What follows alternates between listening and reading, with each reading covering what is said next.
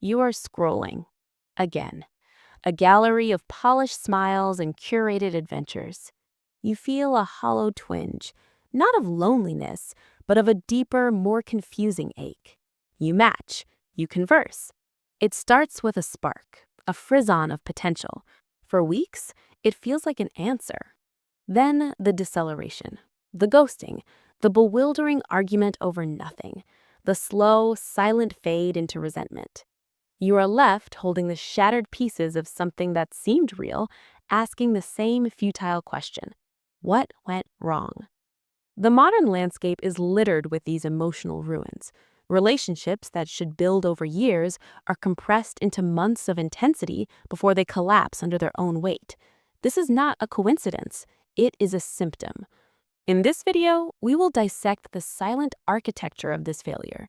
We will move beyond the platitudes of communication and self-love and descend to the bedrock, to the biological imperatives warping beneath the surface of your consciousness and the modern world that has weaponized them against you. Strip away the poetry. Forget the sonnets. At the foundational level, human pairing is not about happiness. It is a brutal evolutionary calculus of survival and replication. We are animated by ancient software running on the hardware of our nervous systems. For women, the biological imperative is profound: to secure resources and protection for the immense investment of bearing and raising a child. This is not conscious greed.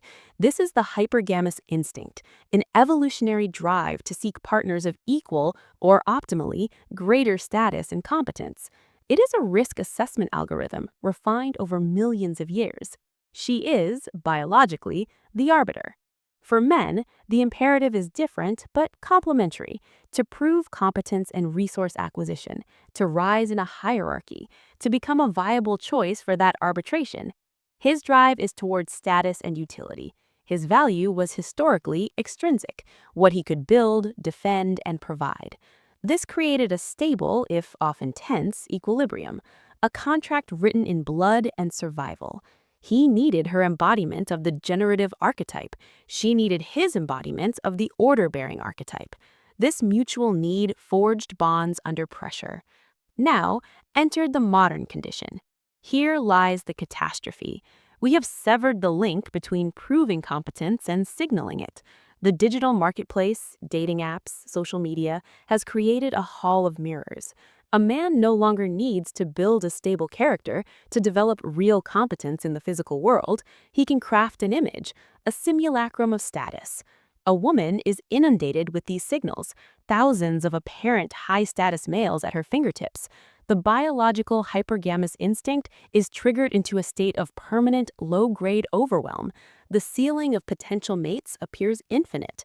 Why settle?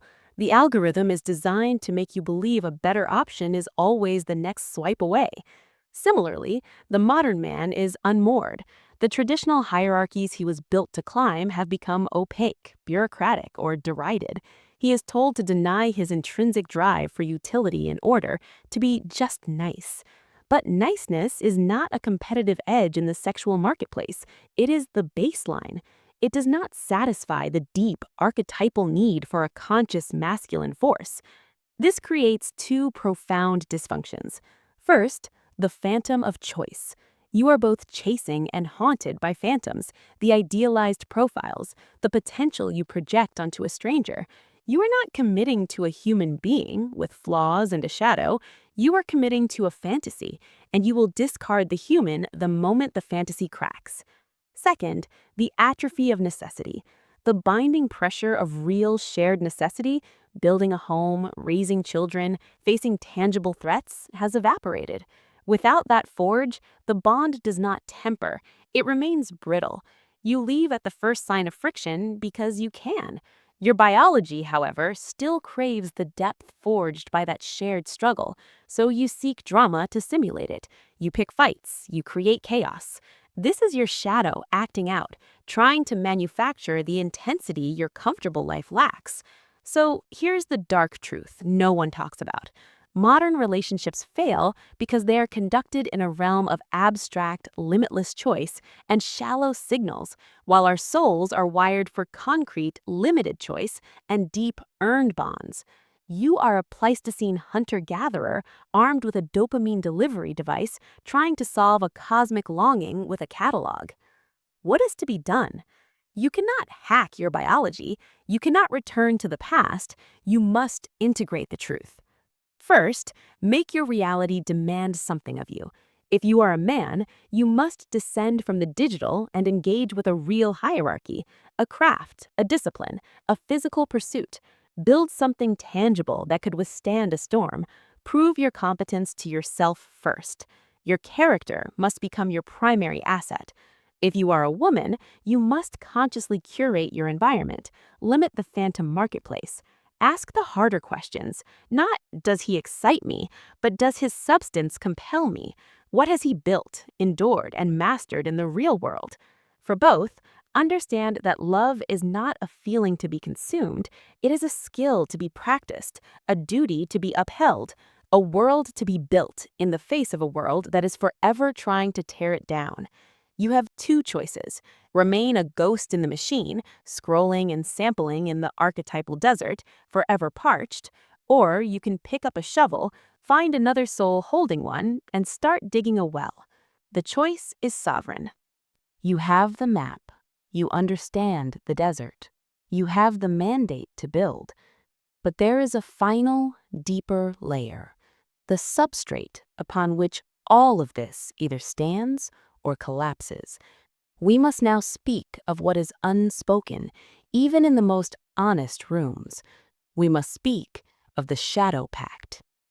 Every relationship you have ever had or will have exists on two planes simultaneously. The first is the conscious agreement, the promises made, the dates kept, the declared intentions. This is the territory of language, of the persona. It is necessary, but it is the thinnest veneer. Beneath it, in the subterranean currents of the psyche, flows the shadow pact. This is the unconscious reciprocal agreement between the unacknowledged parts of each partner's psyche. It is where your hidden weaknesses dance with theirs, where your secret resentments find a perfect host in their unexamined flaws. This is where relationships do not merely fail, but are orchestrated to fail from the very beginning, to fulfill a darker, more familiar need. Here is the brutal mechanics of it. You do not merely select a partner for their light, for their virtues. You are irresistibly drawn to those whose shadow complements and confirms your own. A man who is disciplined but emotionally repressed will often find himself with a woman who is emotionally volatile and chaotically expressive. Consciously, they are frustrated. Unconsciously, they have made a pact. Her chaos justifies his coldness. His coldness provokes her chaos. They are locked in a dance that keeps each other from having to face their own inner totality. He never has to feel his own turbulent emotion because he is too busy managing hers. She never has to develop discipline because she can rely on his rigid structure. This is the psychology of the negative sacred. The relationship becomes a temple, not to growth, but to a shared, familiar suffering. It feels intensely meaningful, all the arguing, the making up, the drama, because it is patterned. It resonates with the earliest, deepest patterns of how you learned to receive care or attention. This is why people return to toxic dynamics. It is not love, it is a recognition. The soul mistakes the ache of the familiar wound for the pulse of destiny. The modern world, with its emphasis on perpetual positivity and its denial of the darker half of existence, forces the shadow pact underground, making it more powerful, more autonomous. You are told a good relationship should be free of conflict, of darkness, of profound irritation. So when your shadow pact activates, as it inevitably will, you interpret it not as the unconscious contract revealing its terms, but as proof you have chosen the wrong person. The solution, you believe, is to terminate and return to the marketplace to find a new actor for the same dark play. This is the cycle that consumes you. To break this cycle, you must do what the ancients did in their rituals. You must bring the pact to light. This is the most dangerous and necessary work. It requires a courage that feels like mutilation. First, you must map your own shadow. What is the negative pattern you repeat? Are you the perpetual victim, the unappreciated martyr, the righteous critic, the aloof escape artist? This is not who you are, but it is a role your weakness plays. You must identify it with the cold eye of a pathologist examining a tumor. Second, you must decode the reciprocal hook. What in your partner's behavior specifically triggers this role in you?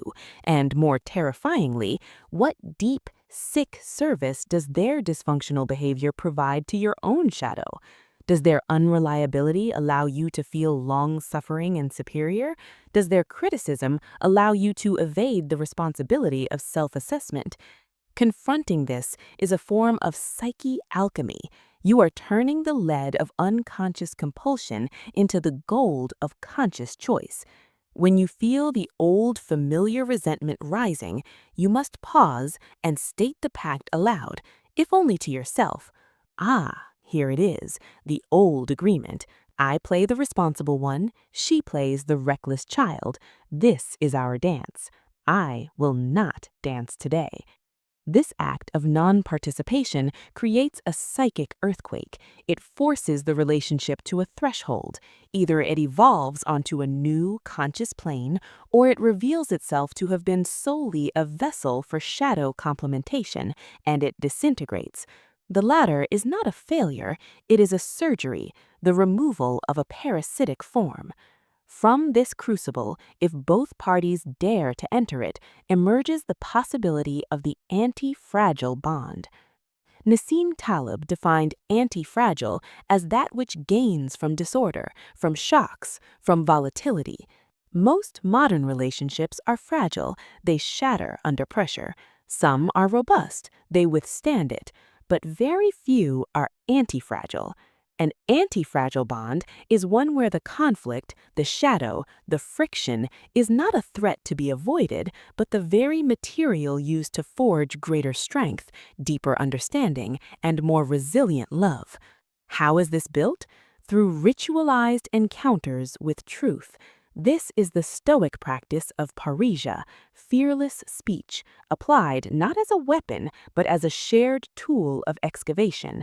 You establish a time, a space, a container, this is the ritual, where you agree to speak and hear the unvarnished truth about the dynamic.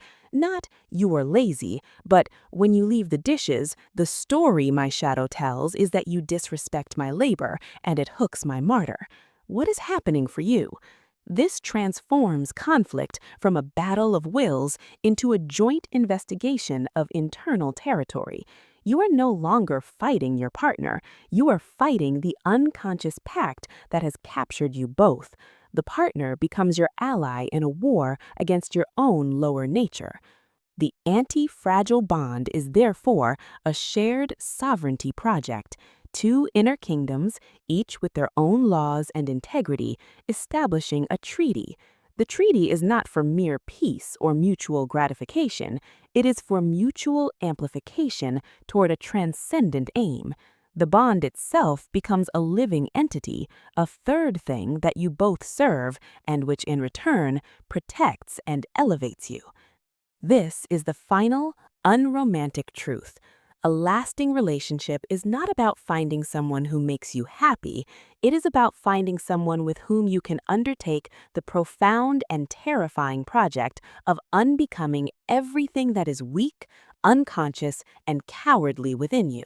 They are your designated mirror, your worthy opponent, your loyal witness in the trial of becoming. The modern world sells you a fantasy of frictionless union, but a thing without friction cannot gain traction. It spins in place, then drifts away.